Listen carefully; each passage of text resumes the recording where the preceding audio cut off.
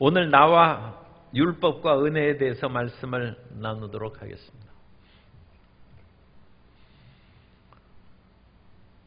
사람이 어떤 관점을 갖느냐에 따라서 보는 대상의 하는 일이 긍정적으로 평가되기도 하고 부정적으로 평가되기도 합니다.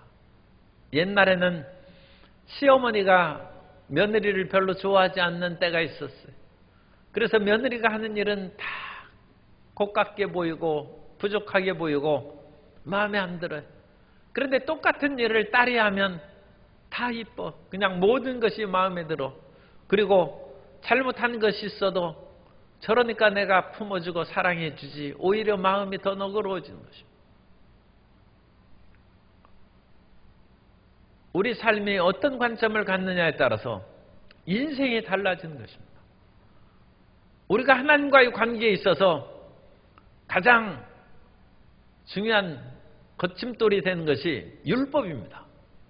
그래서 이 율법이 하나님께 가까이 나아갈 수 있는 길이 되느냐 아니면 장애물이 되느냐, 그 문제에 대해서 사도 바울이 말씀하고 있습니다. 우리가 하나님과의 관계가 바르게 되어야 하나님께로부터 나오는 온갖 축복, 치료와 건강과 풍요와 삶의 윤택함을 우리가 더 얻을 수 있는데, 하나님과 어떻게 올바른 관계를 맺습니까? 하나님께서 주신 법을 지켜야죠. 율법입니다. 그런데 율법으로서는 하나님 앞에 올바른 관계를 맺고 바르게 설 사람이 없다는 것을 지금 로마서 1장부터 6장까지 누누이 말씀을 하고 있고, 그러므로서 율법으로는 우리가 온전하게 설 수가 없다. 그러므로 믿음의 관계로 나아가서 하나님의 은혜를 받아야 되는데, 우리에게 끊임없이 다가오는 것은 율법에 의한 정죄의식입니다. 율법으로 말미암아 실패한 패배의식이고, 율법을 어김으로 말미암아 우리에게 다가오는 저주의식이 우리의 삶을 많이 지배하고 그야말로 좌지우지한다는 것입니다. 그래서 이 율법의 정죄의식, 저주의식, 패배의식, 이 모든 것들을 벗어버리고 하나님께 맑고 밝고 환한 길로 나아갈 수 있는 길이 있느냐?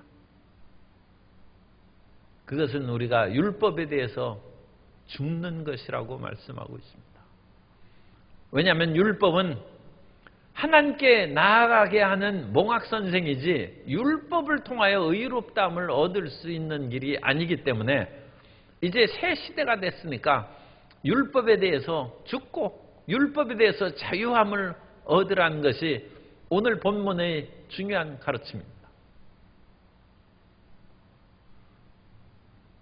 하나님께서는 이 세상을 살아갈 때 크게 얘기하면 하나님과의 관계, 또 사람들과의 관계, 또 하나는 자연 만물과의 관계 속에서 바르게 살아갈 수 있도록 법을 주셨습니다. 그것이 율법입니다. 그래서 율법을 크게 나누면 하나님께 대한 법이 있고, 사람들에 대한 법이 있고, 자연 만물에 대한 법이 있습니다. 하나님께 대한 법을 우리가 생각하면 예배드리는 법이죠. 하나님을 섬기는 법, 그걸 온전히 행해야 됩니다. 10계명만 해도 1계명부터 4계명까지 하나님을 섬기는 법이 얘기되어 있습니다. 그 다음에는 사람과의 관계가 바르게 되어야 우리가 행복하게 살아갈 수 있다. 그래서 10계명의 대인계명이 있고, 그 이외에도 무수한 사람에 대한 계명이 있고, 뿐만 아니라 우리는 하나님도 잘 믿고 사람도 잘 사귀는데 밥을 잘못 먹어서 체하면 아유 만사가 또 그르치는 거예요.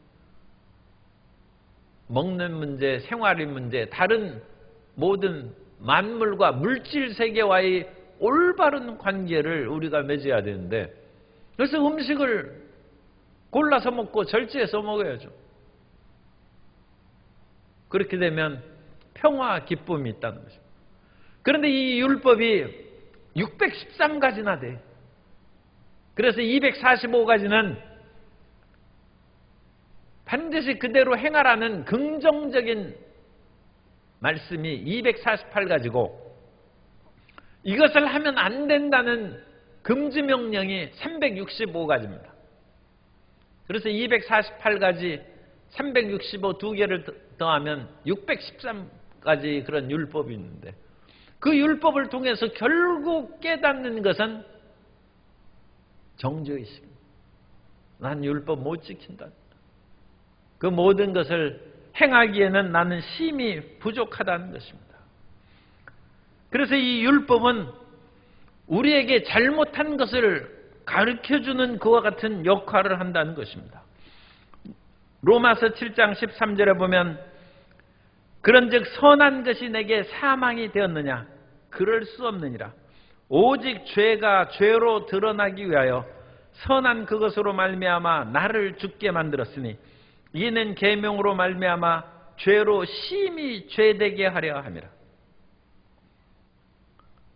613가지 율법 앞에서 스스로 의롭다 할 만한 사람도 없고 또 우리가 그 법을 알지도 못하는 경우가 많이 있습니다.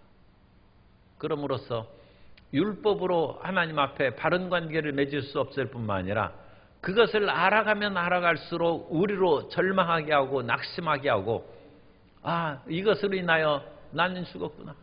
그 생각밖에 들지 않는다는 것입니다. 그러면 하나님께서는 왜 율법을 주셨느냐? 우리 속에 있는 죄성을 깨닫게 하기 위해서 율법을 주셨다는 거예요. 우리 가운데는 여러 가지 부정적인 죄의 욕망이 있어요. 탐심이 있어요. 그래서 탐내지 말라는 계명이 있어야 우리 마음 가운데 탐심이 있다는 것을 깨닫는다는 것입니다. 그래서 하나님께서 그 율법을 주신 것은 너희 속에 탐욕이 있으니까 그 탐욕을 어떻게 제거할 수 있는지 하나님께 나오라는 것이고 나는 죄 없어요. 내가 무슨 탐욕이 있습니까? 나처럼 선량하게 그렇게 사는 사람이 흔치 않습니다.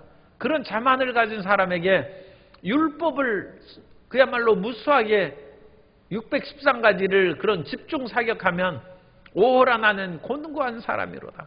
이 사망의 몸에서 누가 나를 건져내랴 탄식할 수밖에 없다는 거예요. 그래서 우리는 성경을 읽고 그 가운데 특히 율법을 읽으면서 나는 이런 죄가 있구나. 나는 이런 욕심이 있구나. 나는 이런 부정한 마음이 있고 이런 탐욕이 있구나. 그것을 낱낱이 깨닫고 그 모든 것을 인하여 지은 죄를 자백하고 나는 부족하고 연약하고 죄진 몸이니 주님의 은혜로 나를 구원하소서. 그 마음을 갖는 것이 중요하다. 어항의 비유를 우리가 생각하면 됩니다. 두 가지 어항이 있는데 한 어항은 그 금붕어가 살면서 물이 깨끗해요. 그런데 또 하나의 어항은 밑에 진흙이 가라앉아서 이렇게 있어요. 그래서 평소에는 그 위에 떠다니는 금붕어가 아무 문제가 없어요. 그런데 막대기를 가지고 그 두 종류의 어항을 뒤적거리면 밑에 진흙이 가라앉지 않고 깨끗한 어항은 율법으로 뒤적거려도 아무 고통스러운 것이 없어요. 마음속에 숨은 욕망과 죄의 욕망이 없으면 걸릴 것이 없는 것이죠. 그런데 그 밑에 죄의 욕망이 가라앉아 있으면 뒤적거리면 그것이 일어난다는 것입니다. 그래서 성경을 읽을 때마다 끊임없이 마음에 교만한 소리가 나고 소위 말해서 독사의 대가리와 같이 바짝 쳐들고 반기를 하는 인간의 오만함이 드러나요. 성경을 읽으면 내가 상당히 오만한 사람이고 나 자신을 믿고 의지하며 살아가는 사람이다. 그걸 깨닫는 거예요. 그것이 성경을 통해서 그 율법의 막대기가 우리 속을 뒤집어 버립니다. 얼마나 죄가 있는지 그것을 깨닫는 그 율법의 그것이 좋은 기능이라는 것입니다. 그래서 로마서 7장 7절 이하에 그런즉 우리가 무슨 말을 하리요? 율법이 죄냐? 그럴 수 없느니라. 율법이 죄가 아니죠. 율법은 막대기로 율법으로 말미암지 않고는 내가 죄를 알지 못하였으리니 곧 율법이 탐내지 말라 하지 아니하였더라면 내가 탐심을 알지 못하였으리라.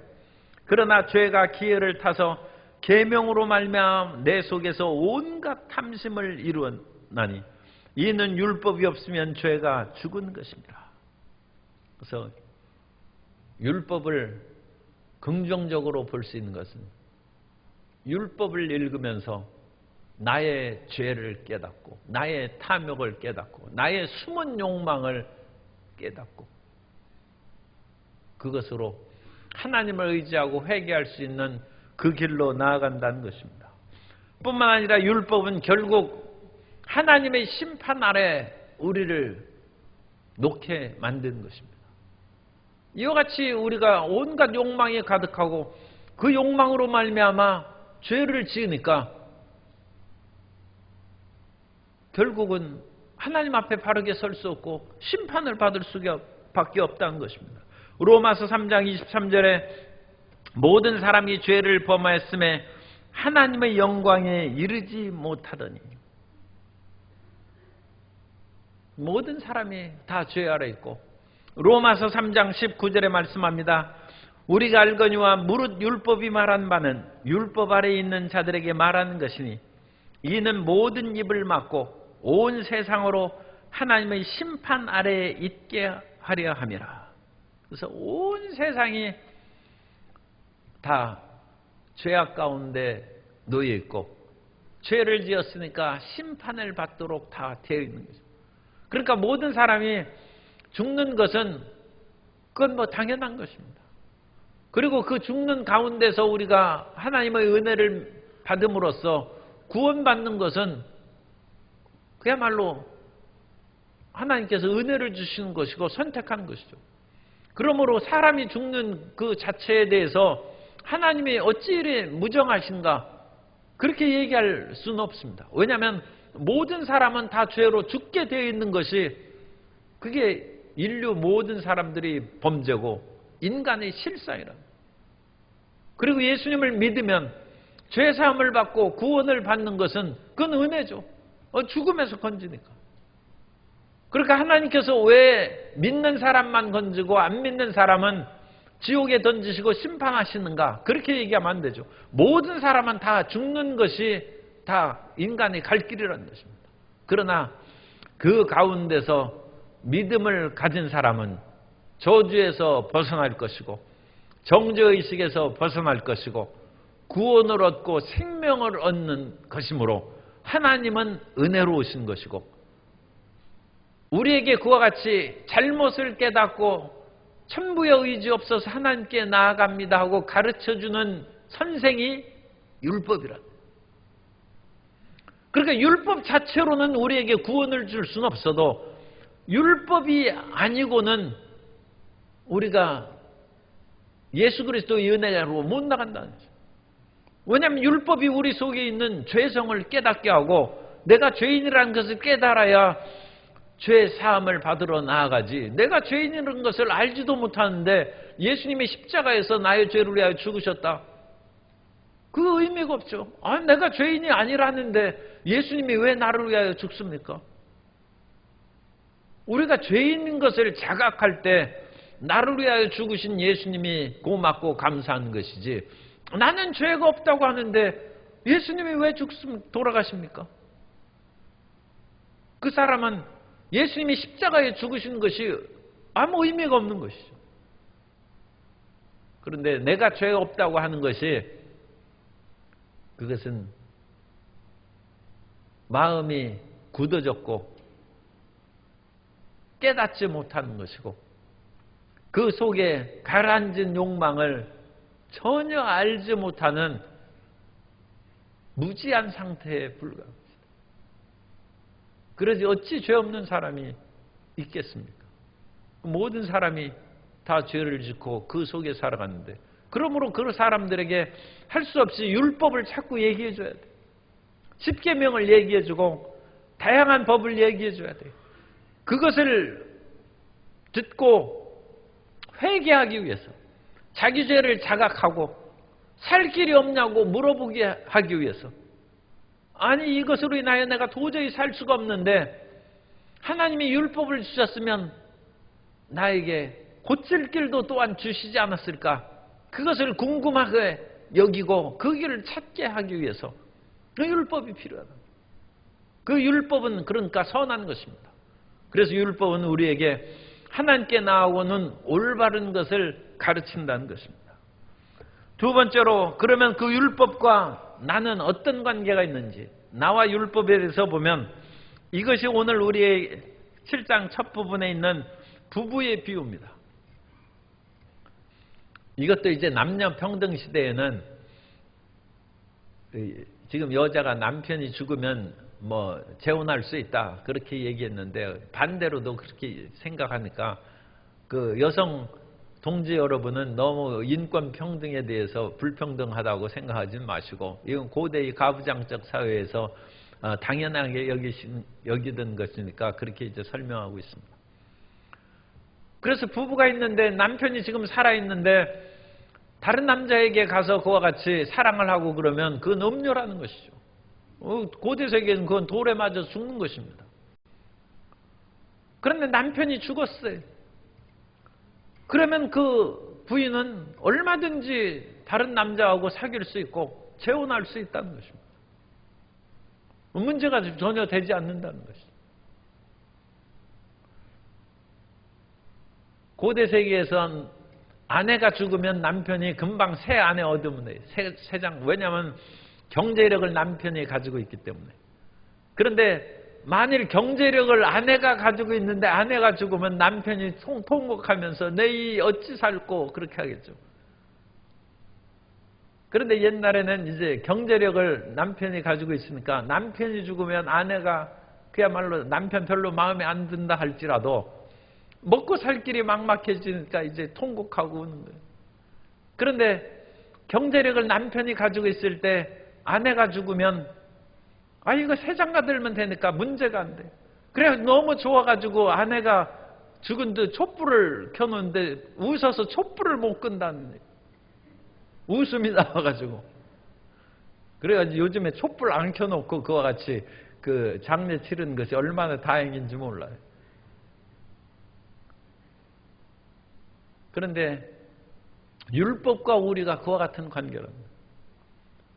우리가 율법에서 끊임없이 정죄의식을 갖기 마련인데, 왜냐하면 613가지 율법을 못 지키니까 양심이 있는 사람, 그리고 하나님에 대해서 무릇 경건하게 살고자 하는 사람은 이건 예수님 믿고 평안함을 얻는 것이 아니라 끊임없는 정죄의식 가운데 고개를 못 들고 사는 거예요.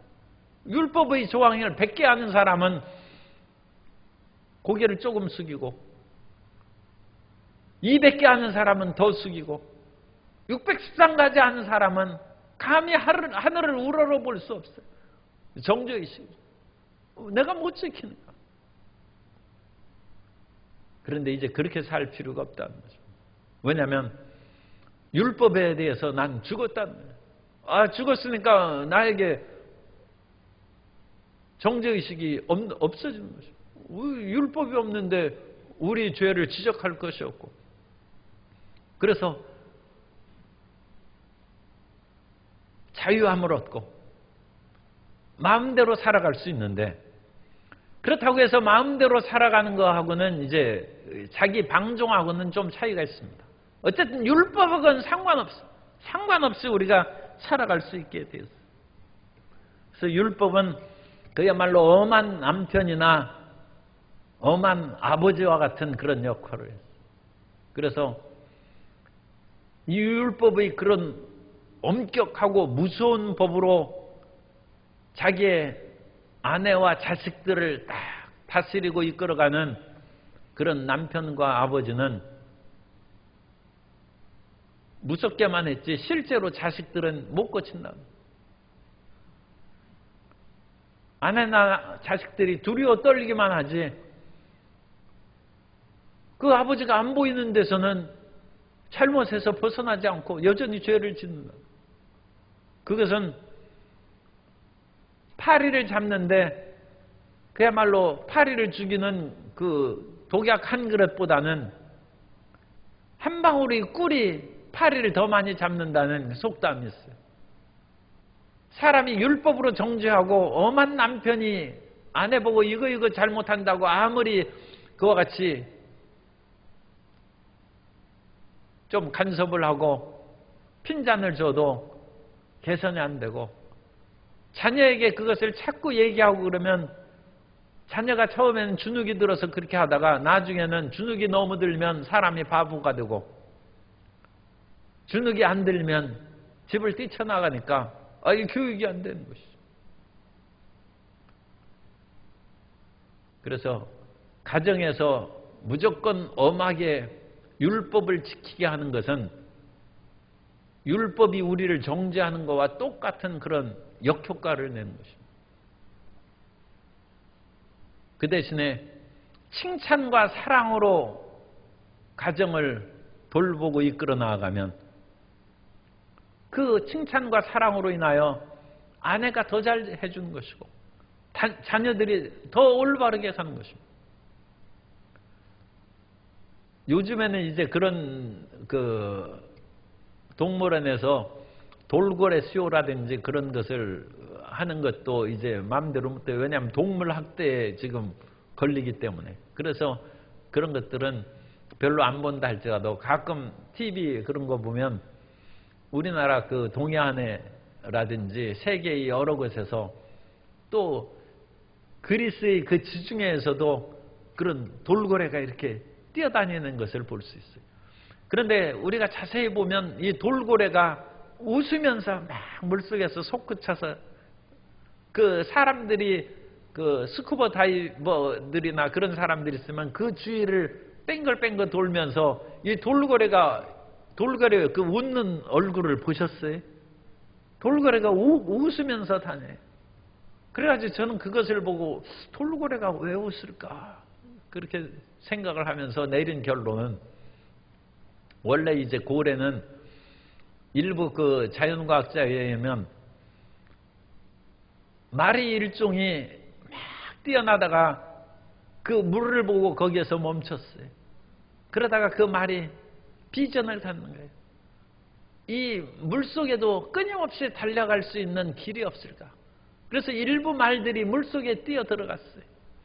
그런데 실질적으로 일부 사슴들은 그 먹을 풀이 지상에서 좀 부족하면 호수에 들어가서 물풀을 뜯어먹는다. 그래서 이 사슴 종류는 수십 킬로를 헤엄칠 수 있는 그런 실력이 있어요.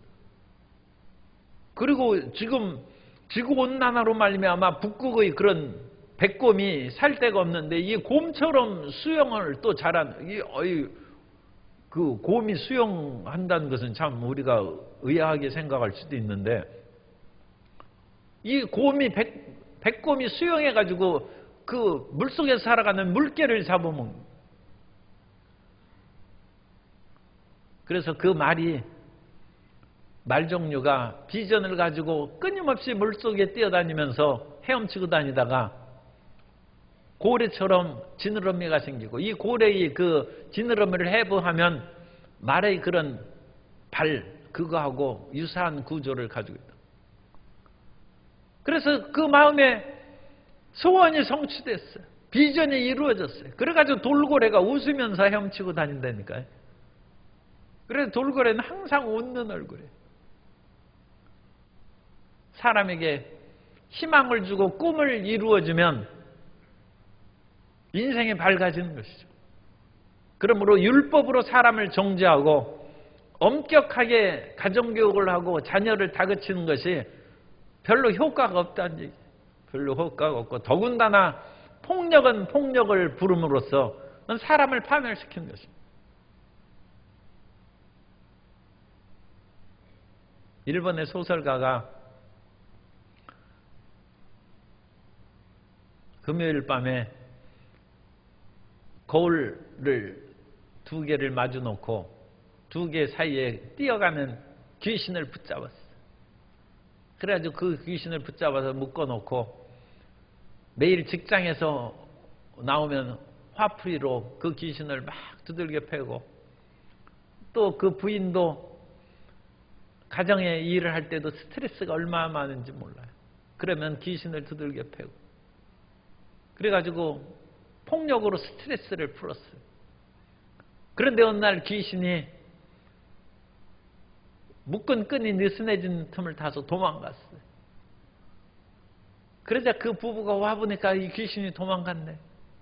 그런데 매일 그 두들겨 패는 그런 그 마음을, 습관을, 그것으로 스트레스를 푸는 것을 버리지 못해서 이젠 부부끼리 서로 두들겨 패고 결국 파멸에 이르는 그런 가정 이야기를 쓴 소설이죠. 폭력은 결국 폭력을 낳고 파멸을 부르는 것입니다. 사람이 정죄의식으로 그 사람을 고칠 수 있는 것이 아닙니다. 그 사람을 사랑하고 칭찬하고 북돋아 줌으로써 그 사람을 고칠 수 있는 것입니다. 그러므로 율법의 기능으로서 우리에게 정죄의식으로 시달리는 것이 경건한 것이 아니라는 것을 기억하십니다.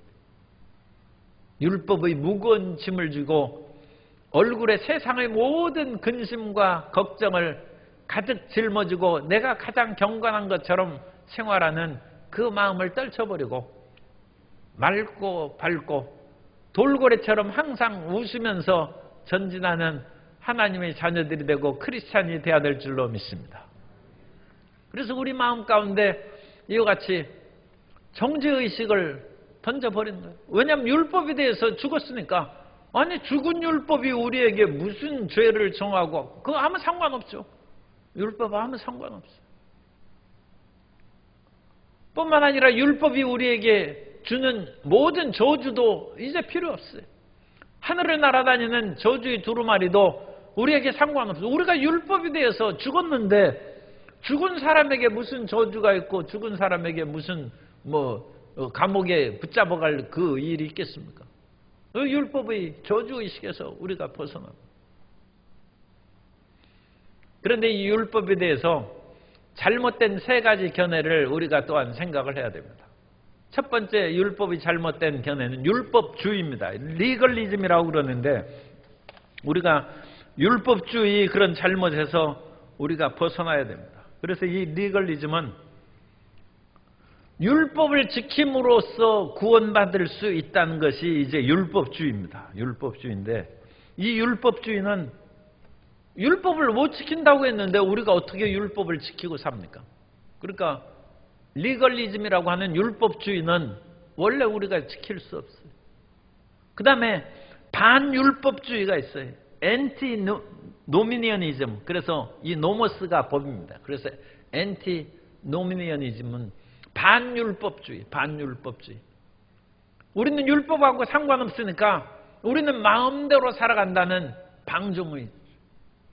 그래서 이 초대교회 때도 이와 같은 율법에서 우리가 복음으로 말미암아 해방되었다고 함으로써 자기 마음대로 방종의 삶을 사는 사람이 있었어요. 그러나 그런 것들도 그건 잘못이죠. 그건 방종은 그것은 오히려 방탕으로 죄악으로 치달려가는 그런 길이 되고 야고보서에는 예수님을 믿고 믿음으로 의롭다함을 받았다 할지라도 실제 의로운 행위가 나타나지 않는다면 그 믿음이 진실된 것이라고 할 수 없다고 그랬어요. 그래서 우리는 반율법주의도 찬동할 수가 없습니다. 그런데 사람들이 가끔 빠지기 쉬운 것이 갈라디안주의라고 얘기하는 갈레이셔니즘이라고 하는데 이 갈라디아 사람들의 주장이에요. 그래서 이 갈라디아서에 그 갈라디안주의가 나오는데 그것은 뭐냐면 처음에 우리가 예수님을 믿을 때는 율법하고 상관없이 은혜로 우리는 믿음으로 구원을 받았던 거예요. 그래서 우리는 은혜로 하나님의 구원을 받고 그 생명을 얻었는데 그 다음부터는 성령으로 말미암아 율법을 지키면서 살아야 된다는 그것입니다. 그래서 은혜로 시작했지만 나중에는 율법을 지키는 것으로 돌아서는 것이 갈라디안주의입니다. 어떤 사람은 이렇게 사는 사람이 있어요. 그래서 처음에 나는 율법하고 상관없이 마음대로 살았는데 예수님을 믿은 후에는 10계명을 읽고 10계명을 지키고 이제는 안식일도 지키고 또 비늘 없는 물고기 먹지 말라고 했으니까 그것도 안 먹고 십계명을 지키는 정도까지는 그건 이해할 수 있어요. 그런데 예수님을 믿고 구원의 은혜를 받은 후에 비늘 없는 물고기는 안 먹는다. 왜냐하면 성경의 율법에 레위기 11장에 기록되어 있기 때문에 그건 잘못된 거죠. 그건 갈라디안주의. 아니 율법에 대해서 우리는 죽었는데 무슨 율법주의도 우리에게 필요 없는 것이고 반율법주의도 필요 없는 것이고 갈라디안주의도 필요 없는 거예요. 우리는 은혜로 시작했으면 끝까지 은혜로 살아가야 될 줄로 믿습니다. 그래서 이 갈라디안주의에서는 갈라디아서 2장 18절 이하에서 나옵니다. 갈라디아서 2장 18절의 이하에 만일 내가 헐었던 것을 다시 세우면 율법이 다 우리에게 복음으로 말미암아 무너졌죠. 그걸 다시 세우면 율법을 지키는 삶으로 세우면 내가 나를 범법한 자로 만드는 것이라. 내가 율법으로 말미암아 율법에 대해서 죽었나니 이는 하나님에 대하여 살려 함이라. 우리는 율법에 대해서 죽었다가 다시 율법을 지켜서 율법에서 사는 사람이 아니라 율법에 대해서 영원히 죽은 것입니다. 영원히 죽은 것이고 우리가 살아있는 것은 지금 하나님에 대해서 사는 것이고 내가 산 것은 내 안에 그리스도께서 사신 것이지 율법이 다시 산 것이 아니라는 것입니다. 그러니까 율법을 그것을 지킬 마음을 갖지 마세요. 그래서 율법적이고 경건하게 살아가려는 그런 사람들이 가끔 이단 종파에 있습니다. 그런데 우리가 방종하라는 얘기는 아니죠. 반율법주의도 그건 잘못됐다고 했죠. 그러니까 그렇게 살면 안 되지만 우리는 갈라디안주의로 은혜로 시작했다가 이제는 성령의 은혜를 받아서 율법 지키면서 살아간다. 그것은 있을 수 없습니다. 결론부터 얘기하면 성령의 인도하심을 받아서 살아가면 율법이 지켜지게 된다는 것이지 율법을 지키려고 애쓰고 그것을 인하여 규정을 지키려고 하는 것이 아닙니다. 그러니까 성령의 인도함을 받아서 할례를 받을 필요가 있을 때는 할례를 받고 디모데의 경우에는 할례를 수행했죠. 그러나 일반 사람들에게는 예수님 믿으면 그것으로 끝난 것이지 할례를 줄 필요가 없어요.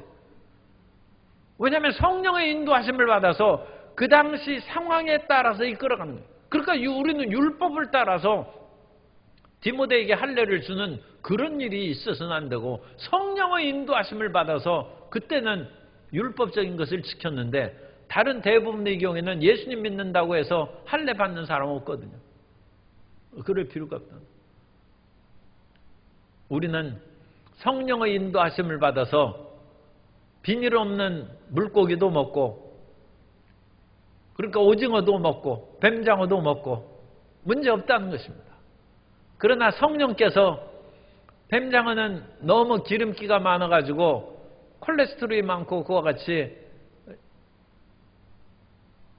몸에 그런 좋은 것을 물론 그게 활력을 주기도 하지만 나쁜 요소도 있으니까 나의 경우에는 그것을 먹으면 안 되겠다 하고 그 마음 가운데 인도함을 받으면 그것을 따르는 거죠.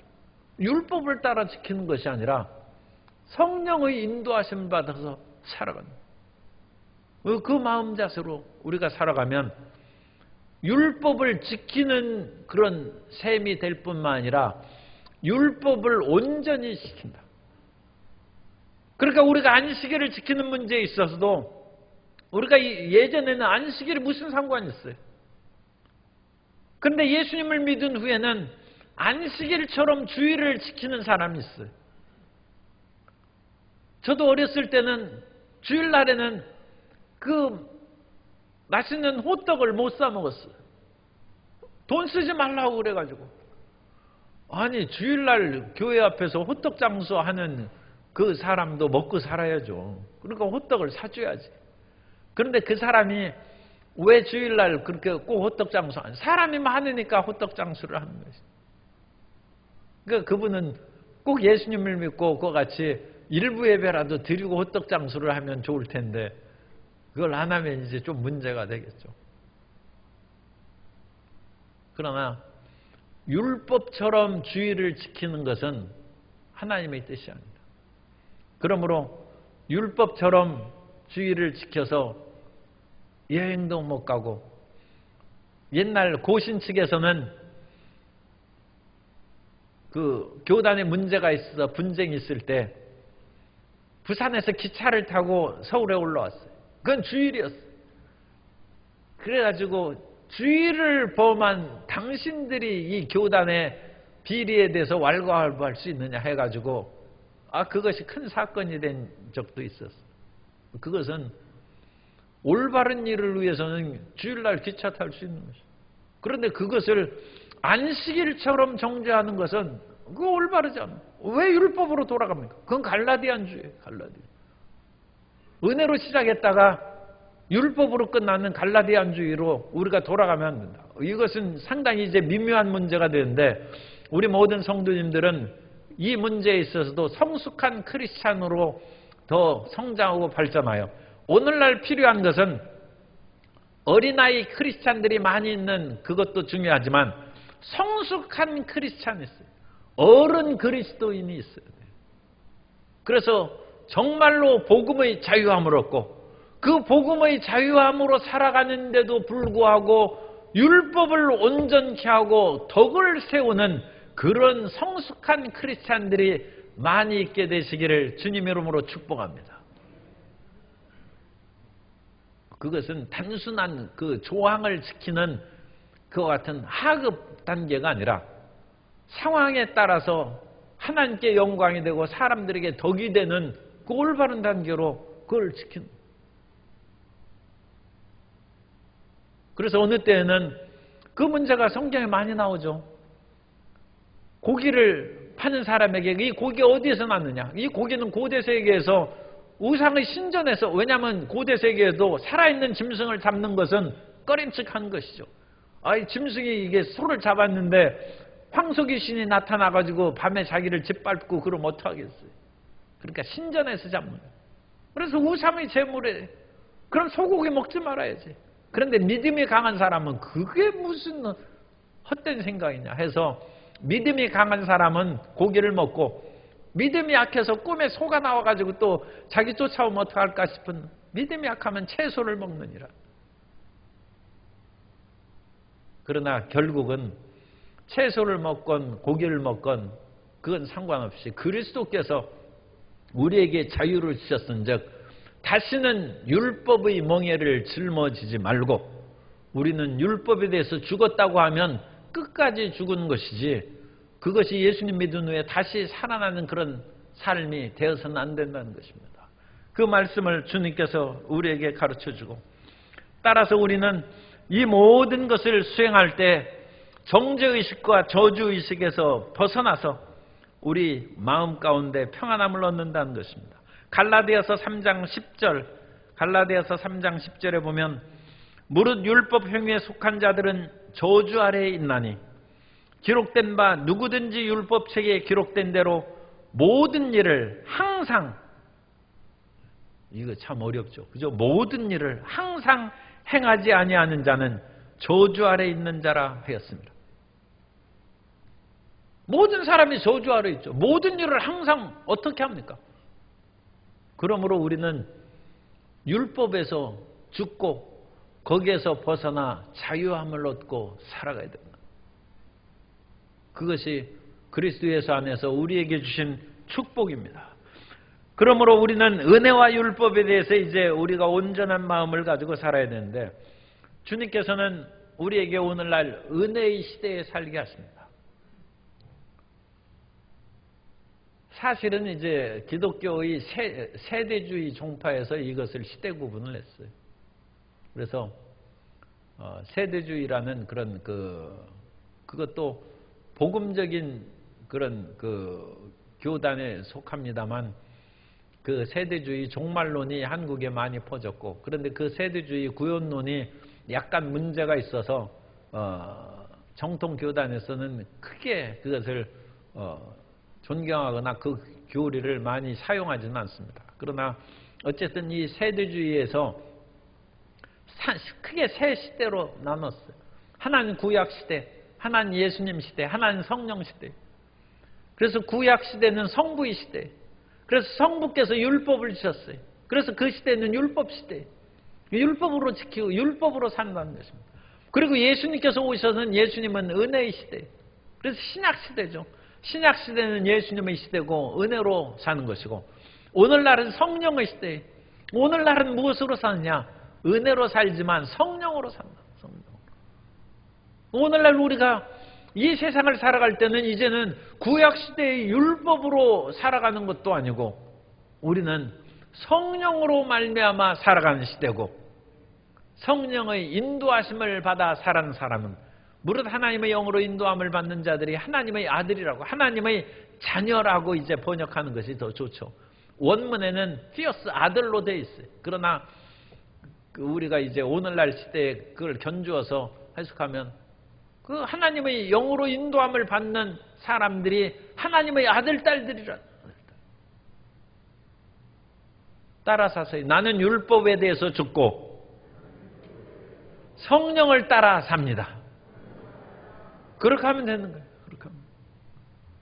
그렇게 되면 율법의 정죄의식에서 벗어나서 자유함을 얻고, 끊임없이 율법을 지키지 못함으로 다가오는 저주의식에서 우리가 벗어날 수 있고, 율법을 지키지 못함으로 말미암아 성경을 읽는 사람이 매일 낙심하고 살 수 있어요. 패배주의.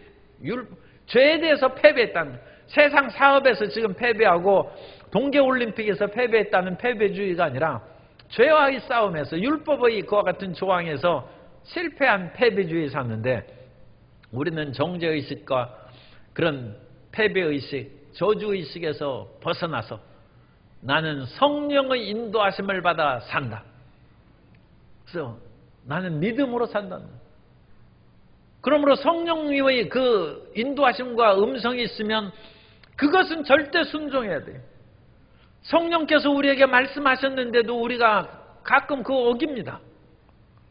그건 큰 문제입니다. 그 성령을 근심하게 하지 말라는 것입니다. 더 나아가서 성령을 근심하게 하다가 보면 성령을 소멸하는데, 성령을 소멸하면 큰 문제가, 그건 이제 사함을 받을 길이 없어. 예수님을 이 땅에 오셨을 때 육체로 오신 하나님을 사람들이 못 믿어 했어요. 아니, 하나님이 어찌 사람이 됩니까? 그 당시 사람들이 이건 요셉의 아들 아니냐? 그의 누이들이 우리와 함께 있지 않느냐? 그의 형제 유대와 그런 형제들이 우리와 같이 있지 않느냐? 예수님의 하나님이라는 것을 잘 못 믿었어요.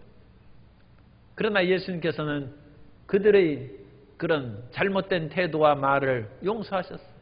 인자를 욕한 사람은 용서를, 사함을 받지만 성령을 모독한 자는 용서를 못 받는다. 오늘 우리는 성령 시대에 살아갈 때 율법에서 죽고 자유함을 얻었다는 그 기쁨을 누림과 아울러 성령께 잘못하면 끝입니다. 다시 사는 것이 없어요. 다시 사함받을 길이 없어요. 우리에게 성령을 보내주신 것은 예수님께서 십자가에 못 박혀 죽으심으로 말미암아 그 대속의 은혜로 우리가 구원을 받고 성령을 받았는데, 그 성령을 모독하고 성령의 뜻을 거스리면 그 죄를 사하기 위해서 다시 예수님께서 십자가를 지시고 못 박히셔야 되는데, 그런 일이 있을 수 있습니까? 2번 십자가를 그렇게 못 박힌다는 건 있을 수 없죠. 왜냐하면 히브리서에 예수님께서 십자가에서 죽으시면 단번에 영원히 죽으십니다. 그래서 영원히 모든 문제가 해결됐어요.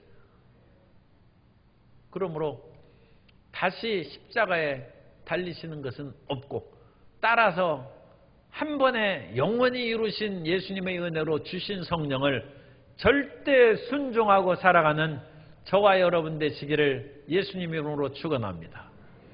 그래서 그 성령의 음성을 듣고 주님 앞에 나오면 수고하고 무거운 짐진 자들아 다 내게로 오라, 내가 너를 쉬게 하리라. 예수님께서 2000년 전에는 예수님이 육신의 음성으로 사람들에게 들리게 했지만, 오늘날에는 성령으로 전도자의 말을 통하여, 설교자의 말을 통하여 이 음성이 들리게 하는 것이죠. 수고하고 무거운 짐진 자들아 다 내게로 오라. 그것이 성령의 음성으로 들려지게 되고 그 성령의 음성에 순종해서 주님 앞에 나와서 마음에 쉼을 얻고 주님께서 주시는 멍에 짐, 이것도 우리가 잊지 말아요. 내 짐은 가볍고 내 멍에는 쉽고 내 짐은 가볍다고 했어요. 율법의 짐은 무겁고 율법의 멍에는 견디기가 힘든 것입니다.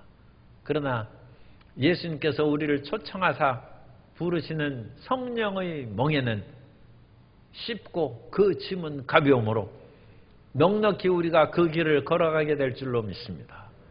그리고 그 짐을 지는데 끊임없이 우리를 방해하는 것은 죄의 유혹입니다. 죄의 유혹과 세상에 대한 미련과 끊임없이 교만한 마음으로 내가 하나님처럼 내가 주인 되어서 인생을 살고 싶다는 그 마음은 버려야 됩니다. 우리는 우주에서 지극히 작은 지구에서 살고 있고 이 지구에서도 우리 땅 가진 거 지금 많이 가지신 분은 한 10,000평 있습니까? 10,000평이야 보이지도 않아요. 100,000평이야 보이지도 않아요. 대한민국을 통째로 가져도 이 지구상에 조금밖에 안 돼. 그런데 그런 사람이 어찌 이 우주의 주인처럼 자기 모든 삶을 스스로 주관하려고 합니까? 그러므로 하나님께 순종해야죠. 그래서 하나님의 인도하심을 따라서 우리가 살아가면 우리 길이 평안하게 될 것이고 은총이 임하게 될 것입니다. 그리고 그 마음으로 살아가면 우리는 저주에서 벗어나 율법의 저주에서 갈라디아서 3장 13절에 있는 것처럼 그리스도께서 우리를 위하여 저주를 받은 바 되사 율법의 저주에서 우리를 속량하셨으니 기록된 바 나무에 달린 자마다 저주 아래 있는 자라 하였음이라. 따라서 하세요. 예수님의 십자가로 나는 저주에서 벗어났습니다. 나는 자유자입니다. 나는 형통한 사람입니다. 그래서 우리는 저주의식에서 벗어나는 것입니다. 그리고 우리는 율법의 정죄의식에서 벗어나서 로마서 8장 1절 이하입니다. 그러므로 이제 그리스도 예수 안에 있는 자에게는 결코 정죄함이 없나니 이는 그리스도 예수 안에 있는 생명의 성령의 법이 죄와 사망의 법에서 너를 해방하였습니다. 그래서 죄와 사망의 법, 율법입니다. 따라서 율법에서 나는 해방되었습니다. 나는 성령의 법대로 삽니다. 성령께 순종하며 삽니다.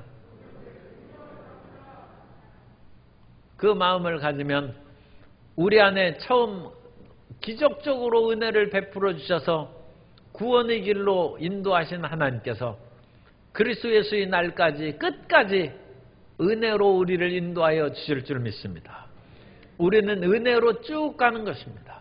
은혜로 시작해서 은혜로 마치는 것이지 은혜로 시작했다가 율법을 지키고 영광에 이른다, 그렇지 않습니다.